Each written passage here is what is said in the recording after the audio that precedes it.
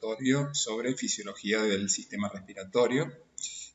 Corresponde a la tercera unidad de la asignatura Fisiología Animal, perteneciente a la carrera de Medicina Veterinaria de la Facultad de Agronomía y Veterinaria de la Universidad Nacional de Río Cuarto.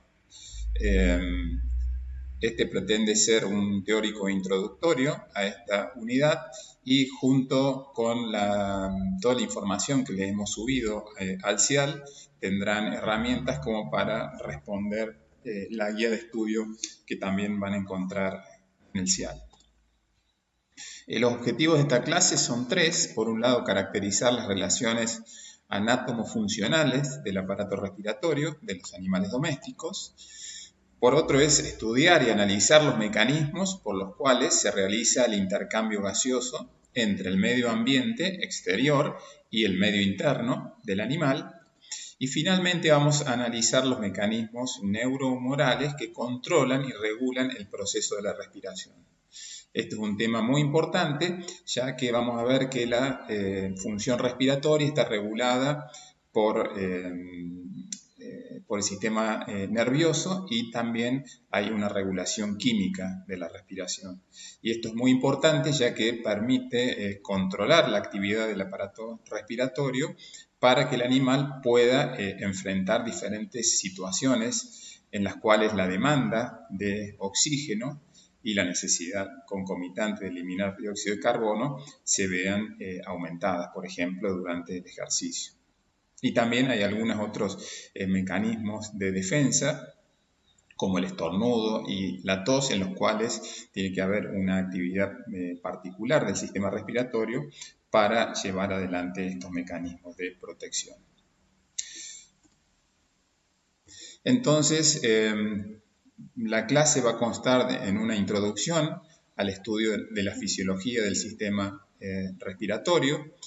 Vamos a hablar también un poco más adelante acerca de la ventilación. Esto tiene que ver con la mecánica respiratoria, es decir, todos los procesos que llevan a que el aire exterior pueda ingresar a los pulmones y luego pueda ser retirado durante la expiración. Vamos a ver cómo se produce el intercambio gaseoso en los pulmones, es decir, cómo los diferentes gases se intercambian entre el medio gaseoso dentro de los alvéolos pulmonares con la sangre que va a estar irrigando los pulmones. Todo este proceso se conoce como hematosis. Vamos a ver cómo se transportan los gases, en particular vamos a hablar de cómo se transporta el oxígeno. Y finalmente vamos a hablar de la regulación química y nerviosa de la respiración.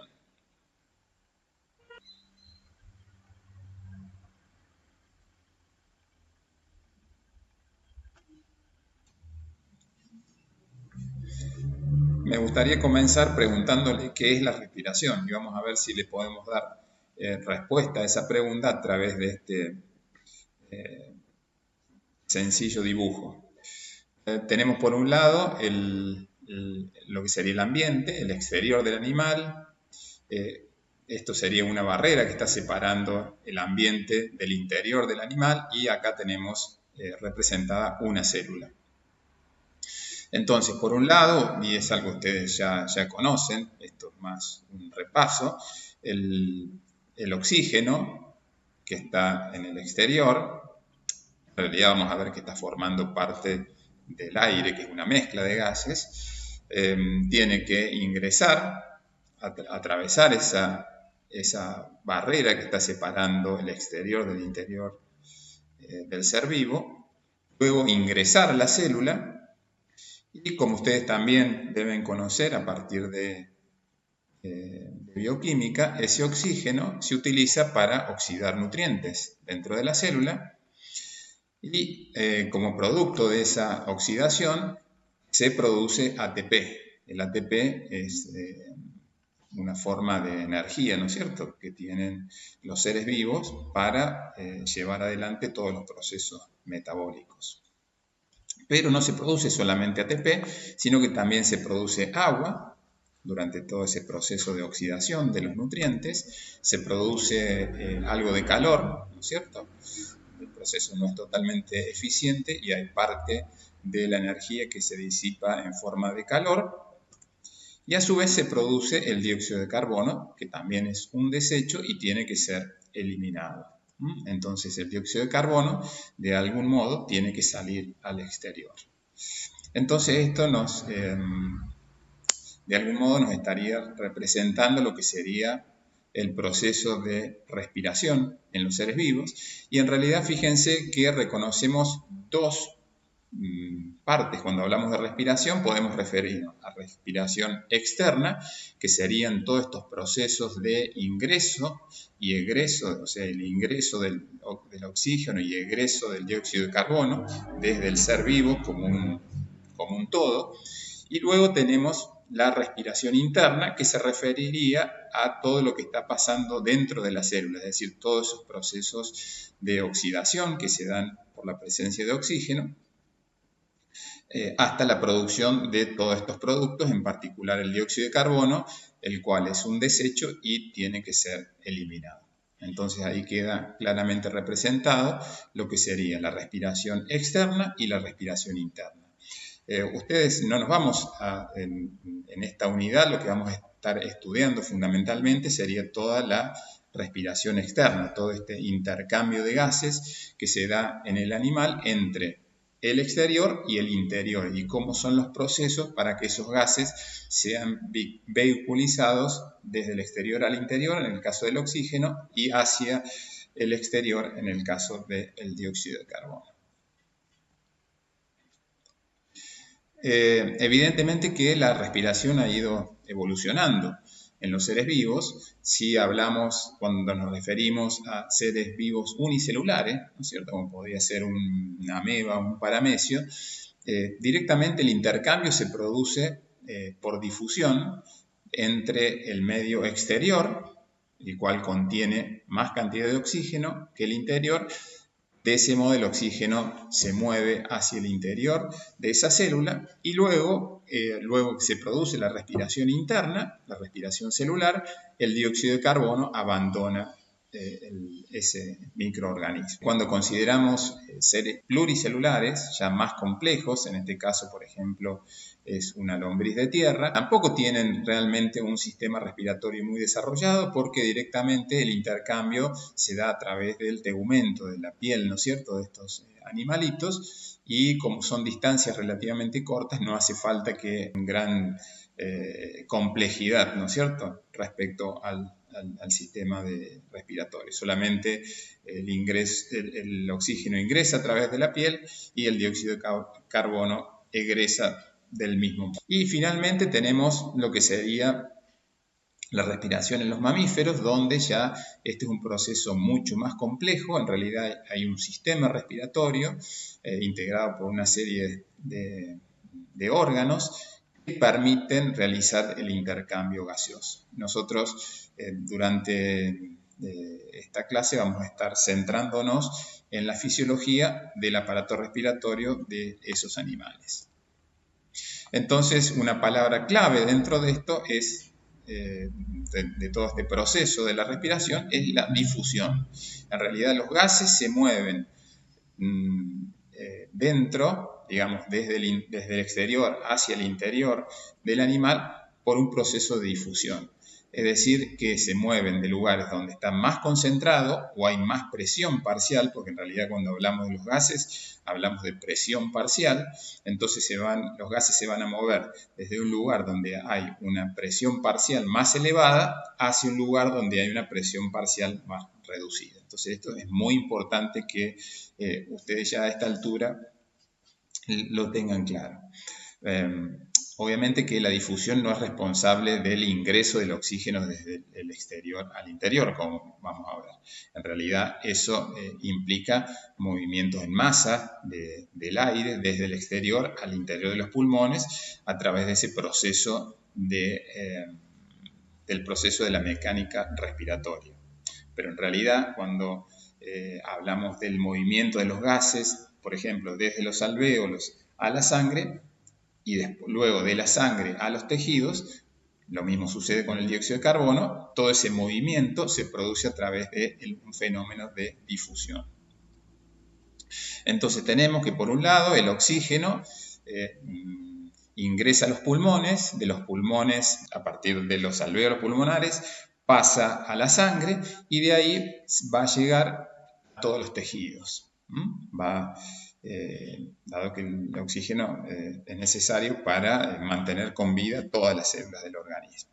Y luego, como parte de esa respiración celular de la que hablamos y la producción de dióxido de carbono, este gas es transportado nuevamente por el sistema circulatorio, por el sistema venoso, hacia el corazón y luego a los pulmones para que el dióxido de carbono pueda ser eliminado. Entonces, todo esto es lo que vamos a estar estudiando en esta unidad.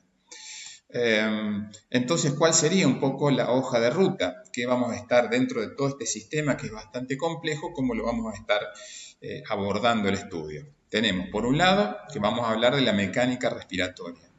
La mecánica respiratoria lleva a lo que se conoce como ventilación pulmonar. Entonces, una vez que hayamos estudiado ese proceso, esa mecánica respiratoria, de ese modo hacemos que ingrese aire desde el exterior, vamos a estudiar la hematosis, es decir, todo este proceso de intercambio que se da entre el gas que está en los alvéolos con la sangre que se encuentra en los capilares pulmonares. Ese es otro aspecto que vamos a estar abordando. Luego tenemos que ver cómo se transportan esos gases por vía arterial a todos los tejidos del animal. Vamos a ver cómo se produce el intercambio de ese gas a nivel de los capilares sanguíneos, que es algo que nosotros ya hemos visto, el intercambio capilar, pero acá lo vamos a estar enfocando hacia lo que sería el intercambio gaseoso, es decir, el movimiento del oxígeno por difusión desde los capilares hacia las células y luego, producto de esa respiración celular, el dióxido de carbono, el cual tiene que pasar al aparato circulatorio para luego ser vehiculizado hasta el pulmón para ser eliminado. Entonces también vamos a ver cómo se transporta el dióxido de carbono en la sangre. Y finalmente todo esto, este va a ser el último aspecto que vamos a estar considerando, es la regulación nerviosa y química de la respiración, que como les decía anteriormente, permite que el sistema respiratorio pueda responder ante demandas cambiantes, ¿no es cierto?, de los tejidos del animal. Un ejemplo es si aumenta la demanda de oxígeno porque las células están en actividad, por ejemplo las células musculares durante el ejercicio, aumenta el metabolismo celular, por ende aumentan las demandas de oxígeno y en ese caso tendrá que haber algún mecanismo que pueda suplir esa cantidad de oxígeno extra que están requiriendo esas células y a su vez eliminar la cantidad extra de dióxido de carbono que esas células están produciendo. Vamos a ver que hay otros tipos de adaptaciones, incluso durante otros procesos fisiológicos, procesos patológicos, y bueno, algunas de esas situaciones problemáticas ustedes las van a ver que están reflejadas en la guía de estudio. Otra condición también que normalmente estudiamos es, por ejemplo, cuando los animales son llevados a un lugar de mayor altitud. Vamos a ver que también en ese caso hay una reducción de la presión parcial de oxígeno y también esto requiere de una adaptación del aparato respiratorio y cardiovascular para enfrentar esa situación que ha cambiado. Bien, la siguiente pregunta es, ¿por qué entra el aire a los pulmones? En realidad, ¿por qué entra y por qué sale?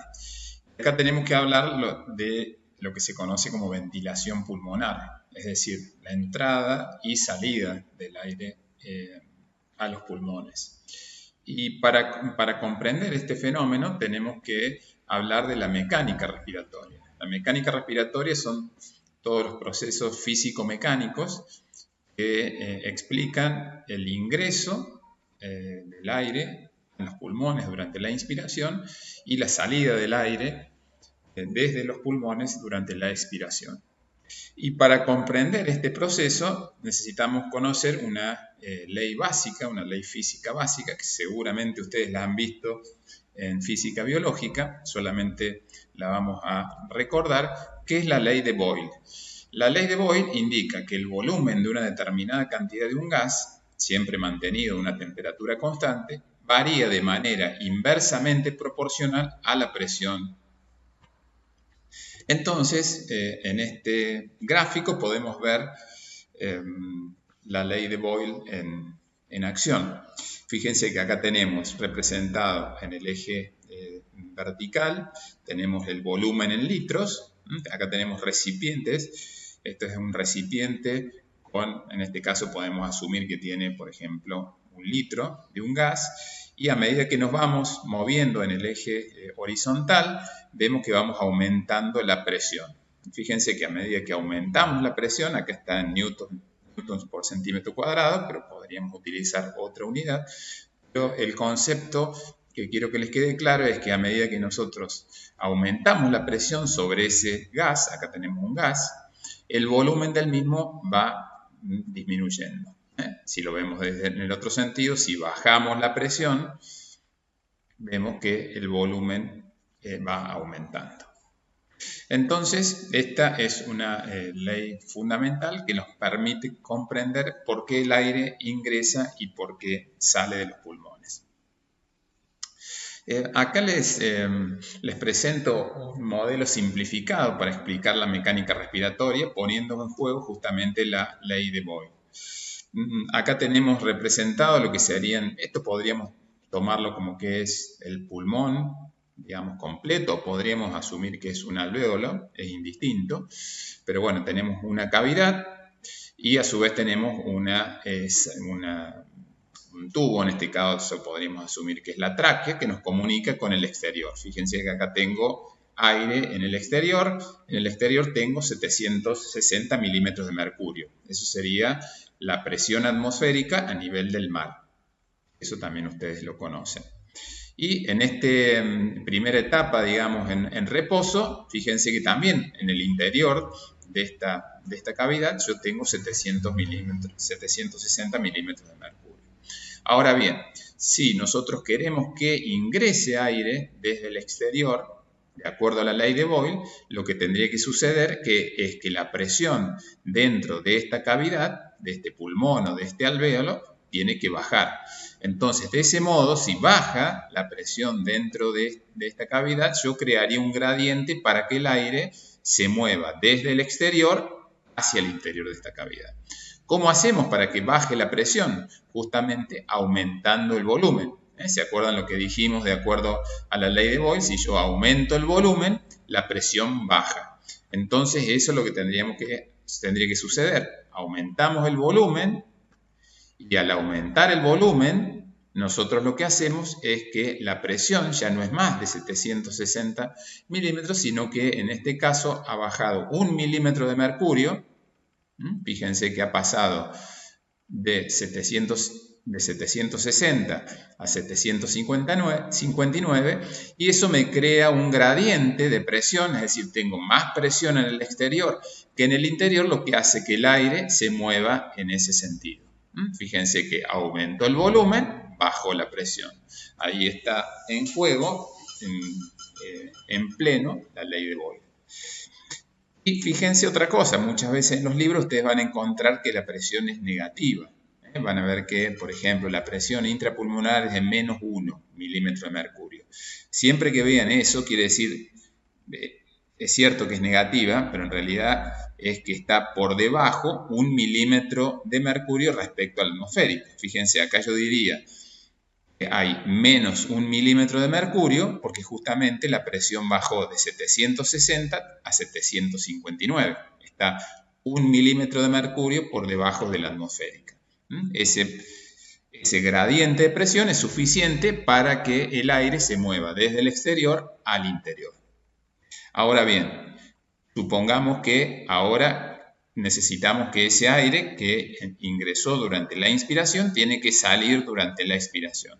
Ahora tiene que suceder el fenómeno contrario. Tengo que reducir el volumen y al reducir el volumen de esa cavidad aumenta la presión. Entonces fíjense que ya la presión dentro del pulmón o dentro del alvéolo aumentó 761, es decir que tengo 1 milímetro de mercurio más que el exterior.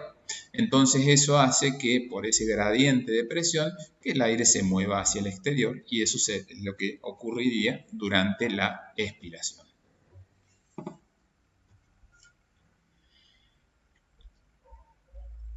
Entonces dijimos que lo que tenía que suceder era justamente, para que el aire pueda ingresar, debíamos aumentar el volumen, bajar la presión dentro de los pulmones.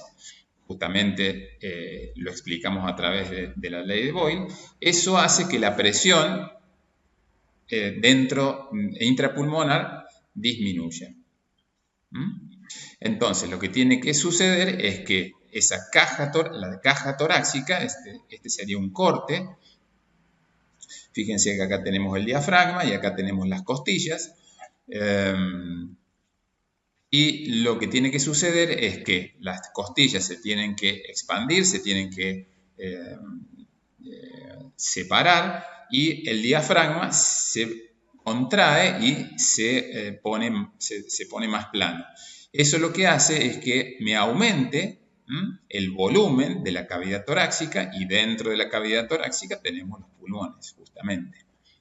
Entonces, justamente eso es lo que tendría que suceder, es expandirse la caja torácica a través del movimiento hacia afuera de las costillas y la contracción del diafragma, que hace que el diafragma se ponga más plano.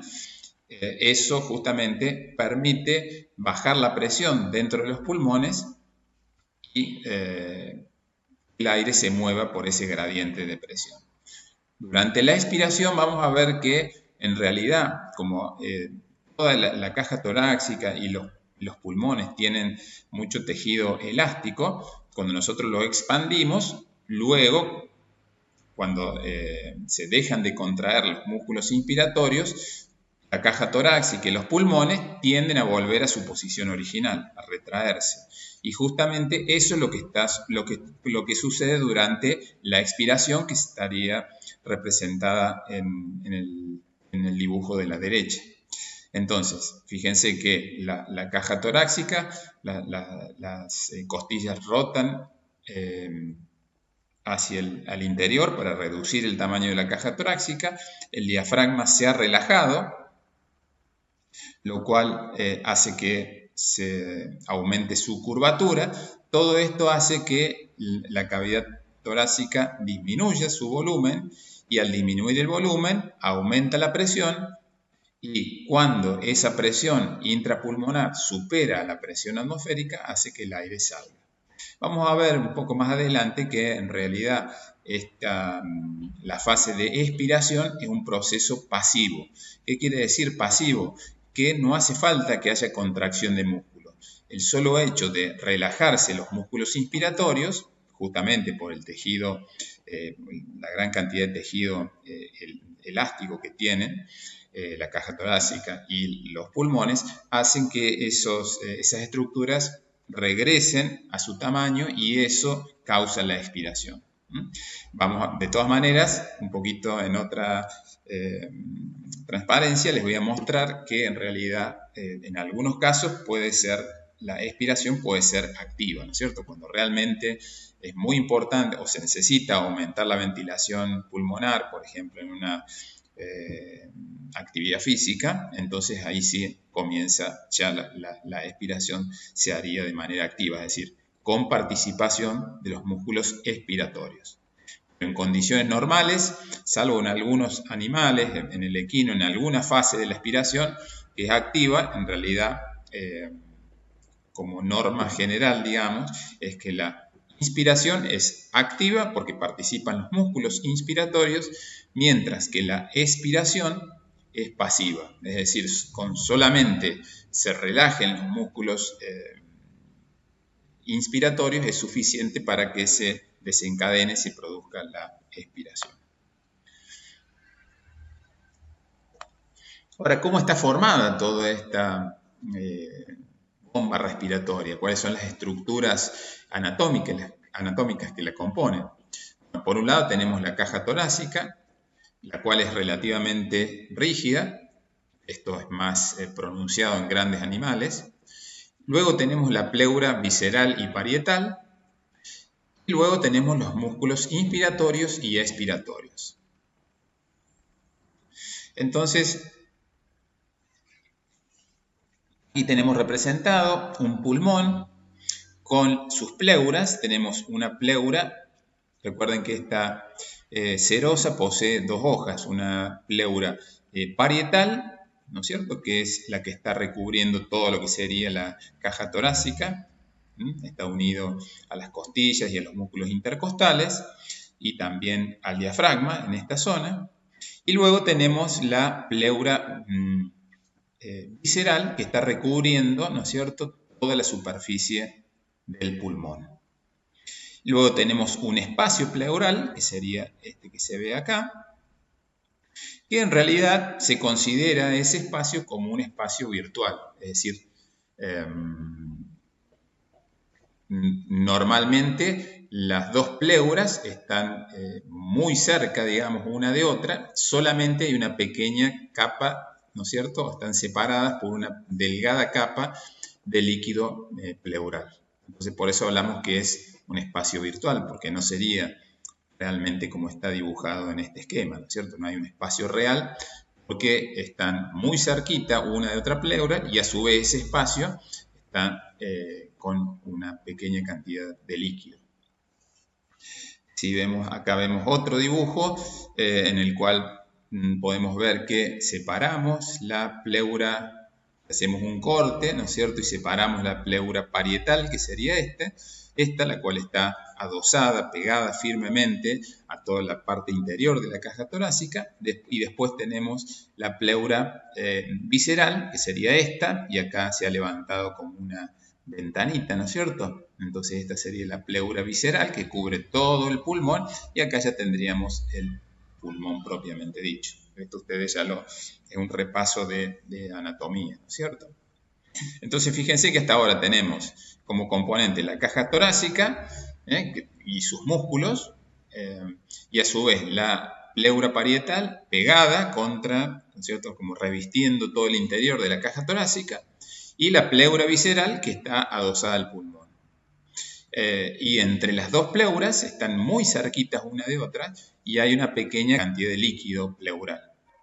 Entonces hablamos de la caja torácica, de las pleuras y de los músculos respiratorios. Y acá tenemos que hacer la distinción entre los músculos responsables de la inspiración, que recuerdan que es un proceso activo, es decir, con contracción de estos músculos. Evidentemente el más importante para el fenómeno de la inspiración es el diafragma, que ustedes recuerdan que les había dicho que cuando se contrae el diafragma se aplana y eso hace, ¿no es cierto?, agrandar la cavidad torácica y de ese modo bajar la presión y permitir el ingreso de aire. Y por otro lado, otros músculos importantes para la inspiración son los intercostales externos, que justamente giran las costillas externamente, lo que también permite el agrandamiento de la caja torácica. Y por otro lado, la expiración, recuerden que en la mayor parte de las especies es completamente pasiva, es decir, se produce con el solo hecho de la relajación de los músculos inspiratorios, o puede ser activa, cuando hace realmente falta aumentar la ventilación pulmonar, o sea, aumentar, por ejemplo, la frecuencia respiratoria, que en esos casos puede ser activa. Cuando es activa, participan los músculos intercostales internos, que justamente lo que hacen es girar las costillas internamente, eso hace que la caja torácica se achique, y los músculos abdominales, que también al contraerse lo que hacen es dar la presión dentro de la cavidad abdominal, y los órganos abdominales lo que hacen es presión sobre el diafragma y hacen que justamente la cúpula del diafragma sea más pronunciada. Y esto también ayuda a reducir la cavidad torácica y por ende produce una expiración de tipo activa. Ahora les quería mostrar cómo estaría si bien es en humano, sería similar a lo que ocurre en animales domésticos, es el funcionamiento del diafragma.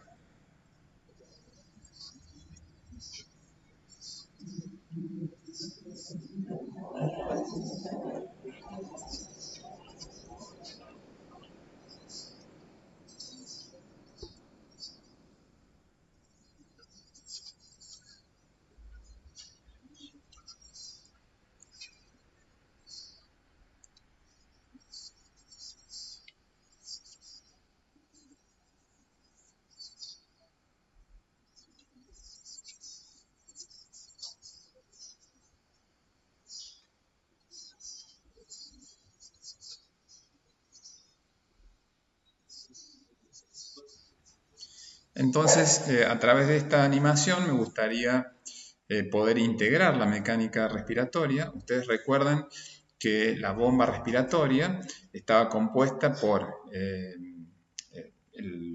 los pulmones, las pleuras, parietal y visceral, y la caja torácica, a su vez formada por estructuras duras, óseas, y las estructuras musculares.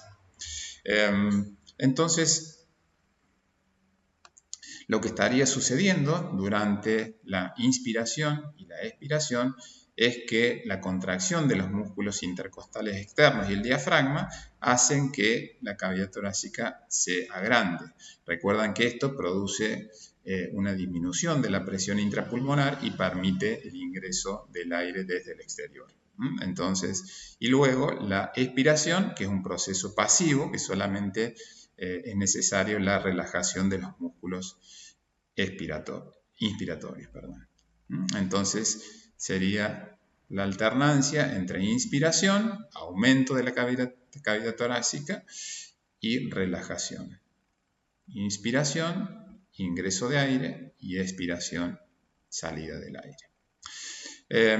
Ahora podemos ver las estructuras internas. Tenemos la pared de la caja torácica y tenemos las pleuras. Recuerden que teníamos una pleura visceral adosada contra el pulmón, una pleura parietal que está tapizando la cavidad torácica, y entre medio un pequeño espacio virtual lleno de líquido. Justamente las pleuras, además de proteger el pulmón, sirven para que se deslicen, ¿no es cierto? Ustedes se imaginan que cuando se produce la expansión de la caja torácica y de los pulmones, si no existieran las pleuras, habría un roce importante entre estas estructuras. Sin embargo, como están las pleuras parietal y visceral adosadas una sobre otra, muy pegaditas y con una pequeña capa de líquido, esto permite que por un lado sea muy difícil que se separen, por la tensión que hay, es muy difícil que estas dos capas, visceral y parietal, se separen, y a su vez pueden deslizarse una sobre otra, y eso permite la expansión de los pulmones durante la inspiración y naturalmente durante la retracción durante la expiración. Esto, un ejemplo que ustedes quizás en algún momento habrán visto o lo pueden hacer. Si toman dos superficies de vidrio bien lisas y ponen una pequeña cantidad de líquido entre esas dos superficies, es muy difícil. Hay por la tensión que se produce del líquido que está entre las dos superficies del vidrio, es muy difícil separarlos, pero es fácilmente un trozo de vidrio se desliza sobre el otro. Entonces ese sería un ejemplo, ¿no es cierto?, de cómo estarían funcionando las pleuras. Entonces, básicamente, cuando se contraen los músculos inspiratorios, los intercostales externos y el diafragma, lo que hacen es agrandar la caja torácica. La hoja parietal está adosada a la caja torácica, es decir, que cuando se agranda la cavidad torácica también arrastra a la hoja parietal de la pleura, y a su vez, como está la hoja parietal está adosada a la visceral, también arrastra a la hoja visceral, y a su vez dijimos que la visceral está pegada al pulmón. Entonces también, ¿no es cierto?, al producirse la expansión de la caja torácica, se expanden también los pulmones. Eso hace que al aumentar el volumen me baje la presión dentro de los alvéolos y eso provoca el ingreso de aire desde el exterior. Luego viene la expiración, en el cual directamente se retraen los tejidos y se daría el proceso inverso, ¿no es cierto? Baja el volumen, aumenta la presión y eso hace que se produzca la salida del aire. Entonces eso estaría sucediendo. Entonces ahí ya sería durante la etapa de la expiración con relajación de los músculos inspiratorios.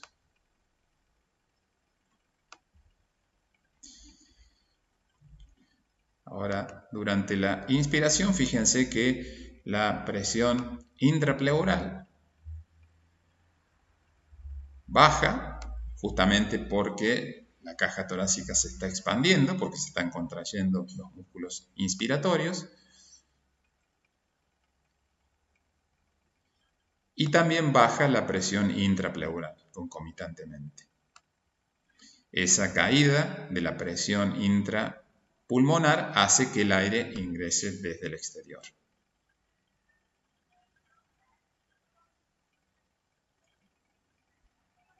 Luego se produce la relajación de los músculos y sucede el proceso inverso.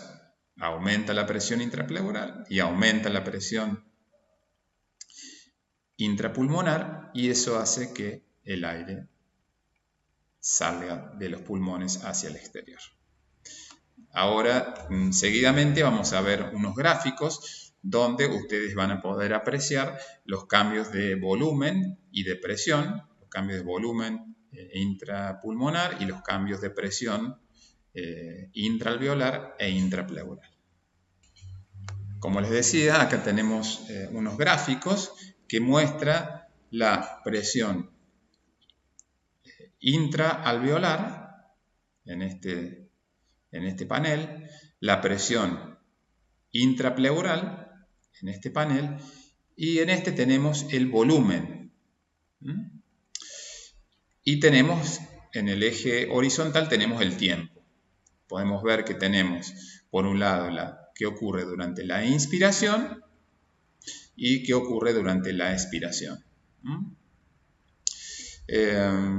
Entonces vamos a comenzar a analizar. Habíamos dicho que para que el aire ingrese adentro de los alvéolos, la presión dentro del alvéolo tenía que ser negativa o subatmosférica.